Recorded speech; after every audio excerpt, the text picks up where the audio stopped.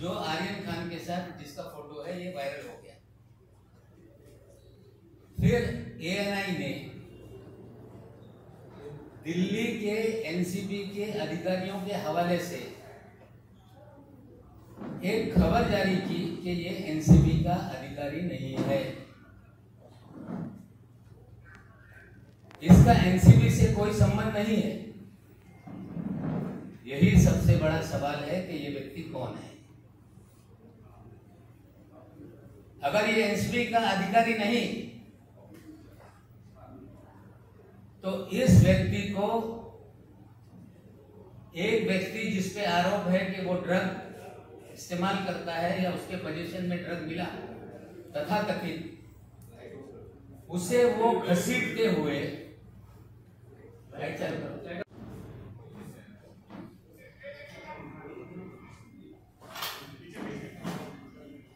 छोटा है फीड इसका में, और उसी श्रृंखला में 3 तारीख की शाम में हम लोगों ने टेलीविजन पे खबरें देखी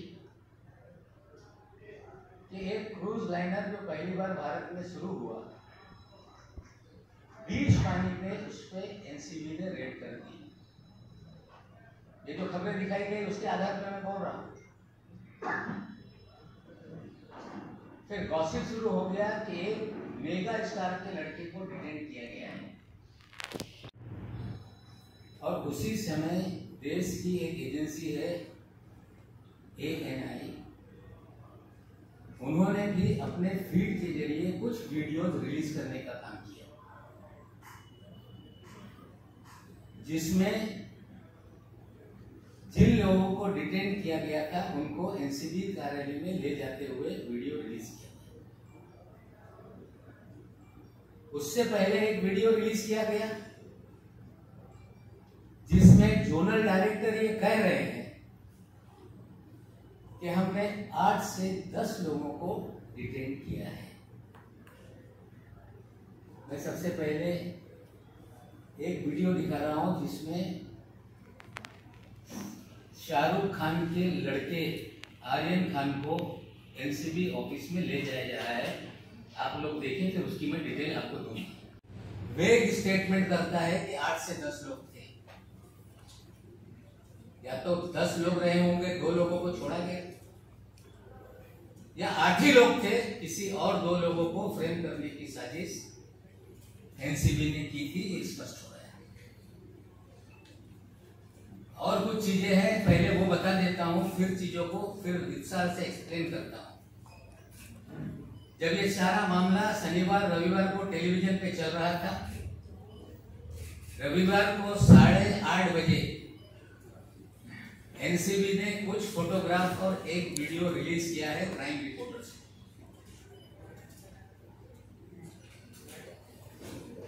यह है वो फोटो। ये सारे फोटो कई चैनल पे चलाए गए। क्लेम किया गया कि इसमें चरस है, क्लेम किया गया कि इसमें कोकीन है, और क्लेम किया गया कि इसमें कोई केमिकल की टेबलेट्स है, और ये हमने सीज किया है। किसी भी रेड में सीजर करते समय उसका एक प्रोसीजर है, एनडीपीएस एक्ट में भी प्रोसीजर है। खबरें प्लांट की गई कि क्रूज से हमने पकड़ा है, लोगों के पास से हमने ये बरामद किया है। ये कोई भी मामला जो सैंपल के फोटो जारी किए गए, ये दिल्ली के एनसीबी से लोगों को जारी किया गया है। ये फोटो किसी क्रूज के नहीं है, ये फोटो किसी क्रूज टर्मिनल के नहीं है, ये फोटो जोनल डायरेक्टर के केबिन के अंदर के फोटो है। उसकी भी एक छोटी वीडियो आपको दिखाता हूं। एक्यूज एनसीबी ने दावा किया कि क्रूज पे हमने छापा मारा, 3 दिन तक प्लानिंग चलती रही, 26 अधिकारियों के जरिए रेड की गई, और जोनल ऑफिसर ने स्टेटमेंट दिया था कि हमने 8 से 10 लोगों को डिटेन किया है। उनकी भी बाईटें मैं आपको थोड़ी देर में दिखाता हूँ. 3 तारखेला रेड मध्ये सामील होतो. स्वतः अरबाजला तो अरेस्ट करून कार्यालयामध्ये घेऊन जात आहे. म्हणजे भाजपचे लोक एनसीबीच्या कायद्याचा अधिकार घेऊन हे कारवाई करत आहे. याचे खुलासे आम्हाला एनसीबी कडून पाहिजे. आणि भाजपचा हा नेता आहे, त्याचे फोटो आहे. मनीष भानुशाली हा भाजपच्या कुठल्या पदावर आहे? राष्ट्रीय उपाध्यक्ष आहे.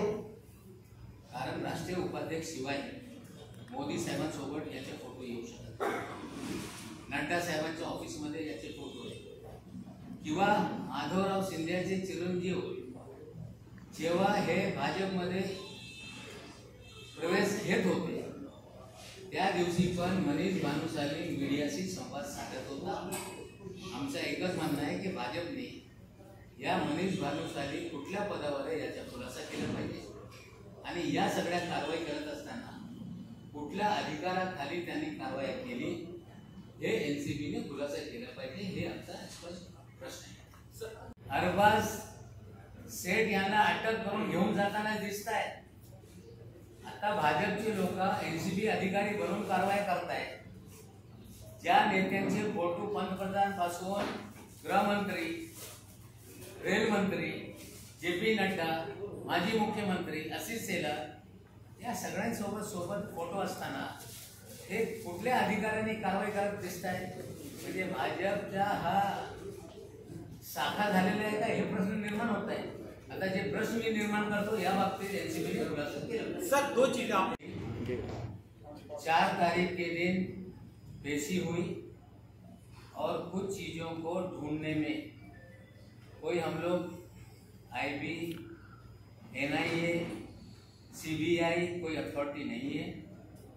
कुछ लोगों ने जब डिनाइल हुआ ये गोसावी एनसीबी का अधिकारी नहीं, तो हमारे कुछ लोगों ने बहुत सारी चीज़ें जुटाई और जुटाने के बाद अच्छे तरीके 2 दिन में हमने खुलासा किया. खुलासा 4 साल के बाद भी हो सकता है. सवाल इम्पोर्टेंट है. 2 दिन बाद क्यों किया? जानकारी मिलेगी तब हम खुलासा करेंगे. अभी बहुत सारे खुलासे धीरे धीरे होंगे और उसका भी जवाब आपको एनसीबी से देना. जोनल डायरेक्टर दिवंगत राजीव गांधीजी पंतप्रधान असताना 1985 साली NDPS एक्ट तयार करण्यात आला. आणि त्याच्या मागचा उद्देश होता की या देशामध्ये जे ड्रग आहे ज्यामुळे तरुण पिढी कुठेतरी बर्बाद होत आहे त्यांना याच्यापासून वाचवण्यासाठी कायदा करण्यात आला. त्याची अंमलबजावणी सुरू झाली. त्या कायद्याचे अधिकार राज्य सरकारांना पण देण्यात आले अंमलबजावणीचे. आणि या ड्रग केसेस मल्टी स्टेट असेल, आंतरराष्ट्रीय असेल, त्याला डील करण्यासाठी नार्कोटिक्स कंट्रोल ब्युरो हे गठीत करण्यात आले. गेल्या 35-36 वर्ष या देशामध्ये ही एजन्सी काम करते. चांगल्या पद्धतीने या एजन्सीने या क्षेत्रामध्ये कामं केलेली आहे. या एजन्सीच्या बाबतीत कधीही कुठल्याही प्रश्नचिन्ह निर्माण करण्यात आला नाही. प्रत्येक लोक या एजन्सीचा आदर करत राहिलेले आहे. गेल्या 1 वर्षापासून सुशांत सिंगच्या आत्महत्या झाल्यानंतर त्याचा गुन्हा जुरिडिक्शन नसताना बिहारमध्ये दाखल करण्यात आला. बिहार सरकारने निर्णय घेऊन तो खटला CBI कडे वर्ग केला. 1 वर्ष अधिक उलटून गेले. हत्या आहे की आत्महत्या अजून CBI ने खुलासा केलेला नाही. मग अचानक एनसीबीने ड्रग मुळे ही हत्या झाली आणि एनसीबीने रिया चक्रवर्ती असतील अनऑफिशियली बातम्या प्लॅन केली की संपूर्ण बॉलिवूड मध्ये ड्रग हा नेक्सस झालेला आहे. काही फिल्म इंडस्ट्रीच्या लोकांना संबंध की फीड है. वीडियो चलाइए. वीडियो और भैया आप भी बीच में आ रहे हैं, देख नहीं सकते कुछ.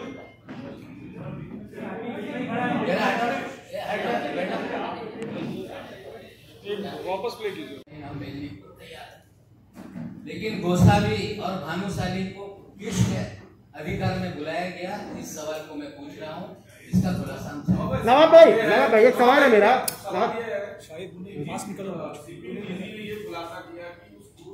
आमचा उद्देश एकच होता की मुंबईला, बॉलिवूडला, महाराष्ट्राला बदनाम करण्याच्या कट कारस्थान हे भाजपकडून सुरू झाले आहे। 3 तारखेला सगळ्या चॅनलवर बातम्या सुरू झाली, क्रूजवर एनसीबीने रेड केलेला आहे आणि काही लोकांना ताब्यात घेण्यात आलेले आहे। त्या 3 तारखेच्या मध्यरात्री शाहरुख खानचे चिरंजीव आर्यन खान यांना अरेस्ट करून एक व्यक्ती हा एनसीबी कार्यालयामध्ये घेऊन जात आहे असे व्हिडिओ ANI ने जारी केल्यानंतर ते सगळ्या चॅनलवर प्रसारित करण्यात आले। त्यानंतर एक सेल्फीचा फोटो, तोच व्यक्ती जो आर्यनला घेऊन जात होता, तो फोटो व्हायरल झाल्यानंतर एनसीबी दिल्लीने सांगितलं हे आमचा अधिकारी नाही। त्याचबरोबर दुसरा जो को एक्यूज है अरबाज सेठ मर्चंट, त्याला अरेस्ट करून घेऊन एनसीबी कार्यालयामध्ये जात असताना भानुशाली नावाचा, मनीष भानुशाली नावाचा ग्रस्त पण ANIच्या फील्ड मध्ये दिसतो। एक ठिकाणी ANI सांगताय की हा KP गोसावी ज्याचं नाव आहे हा एनसीबीचा कुठला अधिकारी नाही। मग तो त्याला घेऊन एनसीबी मध्ये कसा जात आहे याच्यात, आणि मनीष भानुशाली हे अरबाजला घेऊन कसा एनसीबी ऑफिस मध्ये जातो याचा खुलासा आम्हाला एनसीबी कडून अपेक्षित आहे। हा मनीष भानुशाली हा भारतीय जनता पक्षाचा उपाध्यक्ष आहे असं त्यांच्या स्टेटसवर आहे। त्यांचे फोटो पंतप्रधान मोदी साहेब सोबत आहे, देशाचे गृहमंत्री यांच्या सोबत आहे, महाराष्ट्राचे माजी मुख्यमंत्री यांच्या सोबत आहे, भाजप नेते आशिष शेलार सोबत आहे, भाजपचे राष्ट्रीय अध्यक्ष नड्डा साहेब सोबत आहे, दानवे साहेब जे रेल राज्यमंत्री आहेत त्यांच्या सोबत आहे, राणा केंद्रीय मंत्री त्यांच्या सोबत आहे, राणे साहेब सोबत आहे। मग हा भाजपचा नेता आहे हे सिद्ध आहे। मग भाजपच्या नेत्यांद्वारा हे कारवाई होते का या राज्यात, यांचा एनसीबीचा काय संबंध आहे याचा खुलासा एनसीबीने केला पाहिजे। आणि ज्या दिवशी 4 तारखेला 8:30 ते 9च्या दरम्यान एनसीबीने जे सीज केलेले आहे त्याचे काही फोटोग्राफ आणि एक छोटा व्हिडिओ हे मीडिया ग्रुप मध्ये क्राइम रिपोर्टरला दिलं होता। हे सांगण्यात आलं की हे सीजर आम्हाला या 3 लोकांकडून आम्ही केलेले आहे। हे सीजर कुठल्याही छापेमारी झाल्यानंतर सीजरची एक प्रोसीजर है फ्रॉडुलेंस का। गोसावी ने अपने स्टेटस पे वानखेड़े के साथ जो फोटो थी उसे हटा दिया। रविवार के दिन डिनाइल के बाद बहुत सारे स्टेटस बदले गए। निश्चित रूप से एनसीबी खुलासा नहीं करेगी तो प्राइवेट लोगों को किस तरह से गिरफ्तार कर रहे हैं जांच का विषय है। देखते हैं एनसीबी क्या करती है। निश्चित रूप से अगर कोई लोग वही करने के लिए प्राइवेट लोग हाई प्रोफाइल लोगों को गिरफ्तार करेंगे, पकड़ के ले जाएंगे, तो किस अधिकार में है एनसीबी बताए। नहीं होगा तो निश्चित रूप से ये एनसीबी को बताना पड़ेगा कि इसका और एनसीबी का क्या कनेक्शन है। दूसरा एक वीडियो मैं आपको दिखा रहा हूं। जो दूसरा एक आरोपी है अरबाज सेठ मर्चेंट, उसे भी एएनआई ने फीड रिलीज की, जिसको एक व्यक्ति पकड़ के एनसीबी कार्यालय में ले जा रहा है।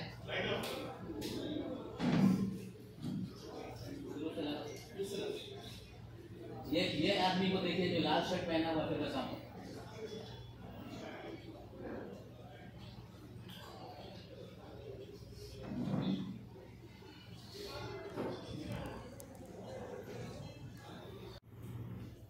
जितने भी मामले बनाए गए फिल्म वालों को टारगेट करके पब्लिसिटी लूटी गई। लगातार सारा देश का मीडिया अलग अलग लोगों को पूरी तरह से मीडिया ट्रायल करता रहा।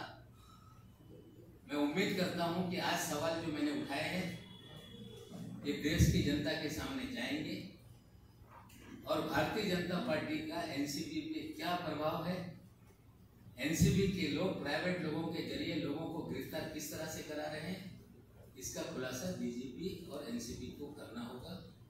और ये शुरुआत है, बहुत सारी चीजें एनसीबी को लेके हैं। समय समय पे चीजें मैं आपके सामने रखूंगा और आप पत्रकारों से भी विनती करता हूँ, खास करके क्राइम रिपोर्टर से, कि कोई अधिकारी फील कर दे वो सच है ये मानकर आप खबरें ना चलाएं। कुछ तहकीकात आपको भी करनी है कि ये सच कितना है, झूठ कितना है। ये सारा मामला 3 तारीख का फर्जीवाड़ा है। गुजरात ड्रग कनेक्शन से भी कुछ कनेक्शन है। एनसीबी भारतीय जनता पार्टी के लोगों के साथ मिलकर लोगों को गिरफ्तार कर रही है। और ये जो सारे एविडेंस है मैं आपको व्हाट्सएप के जरिए सारी चीजें देता हूँ। और गोसावी ये क्लेम करता है कि ये प्राइवेट डिटेक्टिव है। गोसावी क्लेम करता है कि ये कोलालमपुर में रहता है। अब इतना बड़ा सब इंटरनेशनल कनेक्शन है। हमें लगता है कि दिल्ली के एनसीबी के मुखिया जो सवाल हमने खड़ा किए हैं उसका खुलासा करेंगे। अगर खुलासा नहीं करते हैं तो और सवाल कुछ दिनों में हम उनके सामने रखने का काम करेंगे। सर तो राज्यों के पुलिस के पास उतना अधिकार नहीं होगा कि वो मामलों को डील कर पाए। इसलिए राज्यों के साथ साथ केंद्रीय एजेंसी का भी गठन करने का काम किया गया और 1986 से लेके आज तक 36 सालों से लगभग इस देश में ये एजेंसी काम कर रही है। इस एजेंसी ने राज्य स्तरीय अंतरराष्ट्रीय बहुत सारे रैकेट बस्ट करने का काम किया। इस एजेंसी का कामकाज 36 सालों में कभी भी संदेह के घेरे में नहीं रहा और देश के सभी नागरिक, सभी जागरूक नागरिक, सभी राजनीतिक दल हमेशा इस एजेंसी का सम्मान करते रहे और नशे की लत, नशे का कारोबार देश से खत्म हो ये सबकी इच्छा है। महाराष्ट्र में भी, महाराष्ट्र गोवा का एक जोनल ऑफिस है जो हमारे इसी बैलेट फील्ड के इलाके में है और पिछले लगभग 1 साल से सारा मीडिया अपने पत्रकारों को विशेष एनसीबी के लिए डिप्यूट करके रखा हुआ है। सुशांत सिंह की हत्या के बाद जिस तरह से सुशांत सिंह का मामला जो आत्महत्या है, हत्या कहकर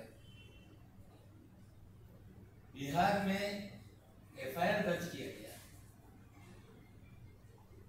जुरिडिक्शन के बाहर एफआईआर दर्ज हुआ।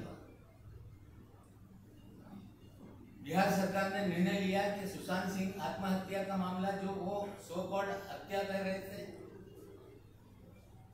उसे सीबीआई को सुपुर्द करने का काम किया गया और उसके बाद खबरें आने लगी कि दर्द के कारण उनकी हत्या की गई। उसी समय से जो जोनल ऑफिस है ये लाइमलाइट में आ गया, खबरें प्लांट की गई, फिल्म इंडस्ट्री को बदनाम करने का प्रयास किया गया और लगातार एक के बाद एक फिल्म वालों को सम्मान देके बुलाया जाता। पहले कैमरा सारे सेट किए जाते और सारी खबरें लगातार बॉलीवुड को लेके चलते रहती। किसी भी सीजर का एक प्रोसीजर है कि जहां पे छापेमारी हो, लाइट चल, छापेमारी हो वहां पे पंचनामा बनाया जाए, जो भी सीज मटेरियल है उसे सील किया जाए, सील करके स्ट्रांग रूम में रखा जाए और जरूरत पड़े अगर सैंपलिंग को भेजना है तो ये मैजिस्ट्रेट के सामने परमिशन से खोल के सैंपलिंग की जाए और मैजिस्ट्रेट के सामने सील किया जाए। ये सारे वीडियो और फोटो ये बताते हैं कि क्रूज पे कोई भी सीजर नहीं हुआ। ये सारे वीडियो फोटो बताते हैं कि ये वीडियो जोनल डायरेक्टर के कार्यालय का है। या तो ये पूरा मामला फर्जी बनाया गया है, पब्लिसिटी के लिए बनाया गया है, मामला न्यायालय में है। जिनके खिलाफ मामला है वो कोर्ट के सामने अपने तथ्य रखेंगे। लेकिन पहला सवाल मेरा ये है एनसीबी से कि मिस्टर गोसावी का जोनल डायरेक्टर से क्या रिश्ता है, ये उसको खुलासा करना। अगर एनसीबी कहती है कि ये एनसीबी का अधिकारी नहीं है, तो किस तरह से दो हाई प्रोफाइल एक्यूज को ये हैंडल कर रहे थे? मनीष भानुशाली ये एनसीबी का अधिकारी नहीं, फिर ये दूसरे हाई प्रोफाइल एक्यूज है उसको कैसे हैंडल कर रहा था? सवाल ये उठ रहा है कि क्या एनसीबी को अधिकार है कि प्राइवेट लोगों को हायर करके या उनकी मदद से रेड की जाए? अगर है तो किस कानून के तहत, इसका भी खुलासा एनसीबी को करना पड़ेगा। हमारा सीधा आरोप है कि पिछले 1 साल से भारतीय जनता पार्टी महाराष्ट्र को, महाराष्ट्र की सरकार को, मुंबई की फिल्म इंडस्ट्री को, बॉलीवुड को बदनाम करने के लिए फर्जीवाड़ा रच रही है। और पूरा 3 तारीख का ड्रामा ये फर्जी है। और श्री मनीष भानुशाली इनका प्रोफाइल अभी उन्होंने लॉक कर दिया। कल शाम से गोसावी का प्रोफाइल लॉक है, लेकिन मनीष भानुशाली के हमने 2 दिन में उसकी जो मूवमेंट है हमने निकाली है। 21 तारीख के दिन मनीष भानुशाली ये दिल्ली में था, कुछ मंत्रियों के घर पे।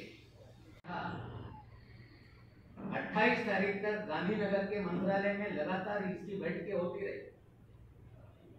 और ये 21-22 तारीख की तारीख बहुत इंपॉर्टेंट है। भानुशाली 21-22 तारीख की तारीख इसलिए इंपॉर्टेंट है कि मुंद्रा पोर्ट पे गुजरात में 3000 करोड़ के 27,000 करोड़ मुझे पता नहीं, लेकिन एक बड़ा अफगानिस्तान से ट्रक का कंसाइनमेंट पकड़ा गया है। तो मनीष भानुशाली दिल्ली में किससे मिल रहा था? मनीष भानुशाली गुजरात में किन मंत्रियों के साथ बैठा था?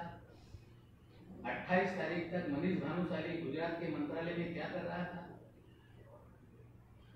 28 को फिर बंबई आता है, फिर 1 तारीख के दिन फिर गुजरात में मंत्रालय में जाकर राणा नाम के एक मंत्री है उनके साथ बैठक करता है, और 3 तारीख को छापेमारी में लोगों को गिरफ्तार करता है।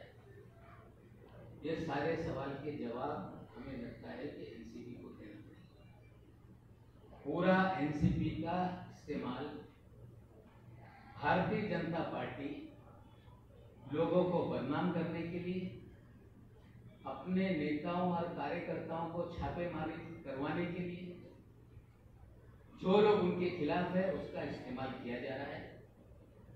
हमने सवाल खड़े किए हैं कि मनीष भानुशाली का गुजरात ट्रक का क्या कनेक्शन है, एनसीबी बताए।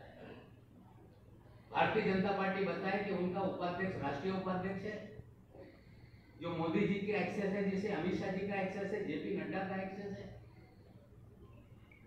और मनीष भानुशाली को कौन सी जिम्मेदारी भारतीय जनता पार्टी ने दी है, ये दोनों लोगों को खुलासा करना पड़ेगा। आणि संजय तटकरे जी, नेहमीच आपण मराठीमध्ये पत्रकार परिषद घेतो, पण आज असताना आधी आपण हिंदीमध्ये सगळी ब्रीफिंग करू, त्यानंतर मराठीमध्ये पण तीच माहिती आपल्याला आपण सादर करू. आपल्याला माहीत आहे की या देशामध्ये राजीव गांधीजी पंतप्रधान असताना राजीव गांधी जी देश के प्रधानमंत्री जैसे हुए 23 अगस्त 1985 के दिन एक कानून पारित किया गया जिसे एनडीपीएस एक्ट कहा जाता है और जिसे 16 सितंबर 1985 के दिन तत्कालीन राष्ट्रपति यानी जेल सिंह जी ने उसको मंजूरी देके इस देश में एनडीपीएस एक्ट को लागू करने का काम किया. इस एक्ट के लागू करने के समय जो इच्छा थी राजीव गांधी जी के मन में कि देश को नशे से मुक्त किया जाए, कानून बनाया गया कि जो नशीले पदार्थ उगाने वाले होंगे या प्रोड्यूस करने वाले होंगे या खरीदी बिक्री करेंगे या ट्रांसपोर्टेशन करेंगे, वो सभी लोग इस कानून के दायरे में आएंगे. और जिसको लेके नेशनल एजेंसी बनाई गई, एनसीबी, नारकोटिक्स कंट्रोल ब्यूरो, और साथ ही साथ राज्यों को भी अधिकार दिया गया कि इस कानून के तहत वो भी समान कार्रवाई करेंगे, उनको भी अधिकार रहेगा. सेंट्रल एजेंसी बनाई इसलिए गई कि अगर सिर्फ पुलिस डिपार्टमेंट को अधिकार दिया जाएगा तो मल्टी स्टेट का जब मामला होगा तो जो भी केसेस होंगे उसे डील करने में कठिनाई होगी. एक कुर्सीवरचे फोटो आहे, तिथून हा फोटो मीडियाला सर्क्युलेट करण्यात आला. हे फोटो काही राष्ट्रीय चॅनलने दाखवले, म्हणजे एक तरी तिकडे कुठलेही सीजर किंवा रिकव्हरी झालेली नाही. स्वतः रिकव्हरी दाखवत आहे स्वतःच्या कार्यालयामध्ये, म्हणजे कुठल्याही प्रकारची रिकव्हरी नसताना या लोकांना बदनाम करण्यासाठी जे गेली 1 वर्षापासून फिल्म इंडस्ट्रीला बदनाम करत आहे, त्यासाठी हे सगळे प्लॅन करून कारवाई झालेली. मनीष भानुशाली हे यांचा गुजरात ड्रग कनेक्शन काय आहे याचा पण खुलासा एनसीबी कडून आम्हाला अपेक्षित. कारण मनीष भानुशाली हे 22 तारखेला दिल्लीमध्ये केंद्रीय मंत्र्यांच्या सोबत होते.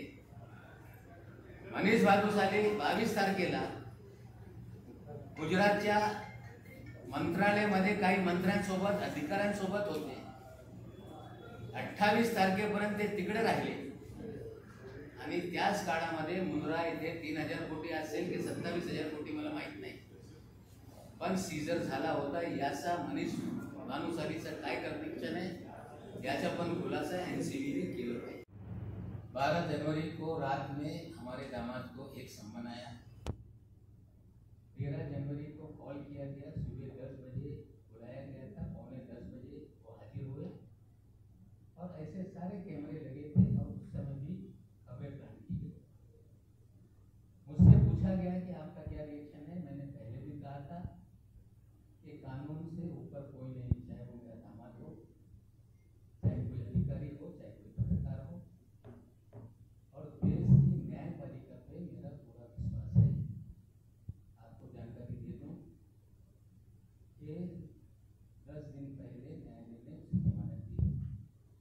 आप लोगों ने खबरें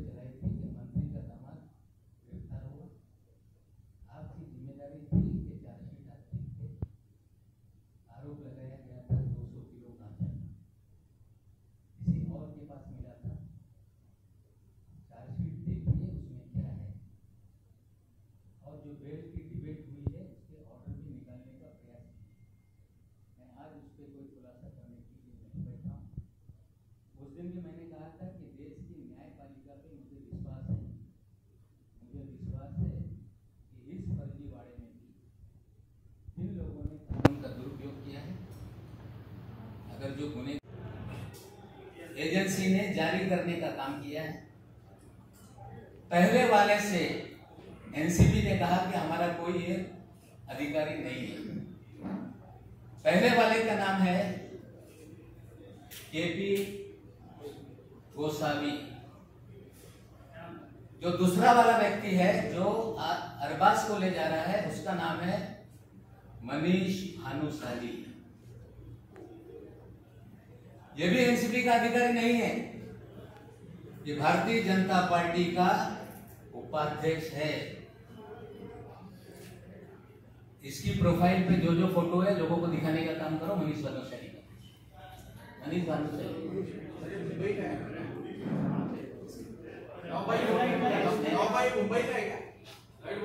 राष्ट्रीय है, मुंबई का है, ये बीजेपी बताएगा।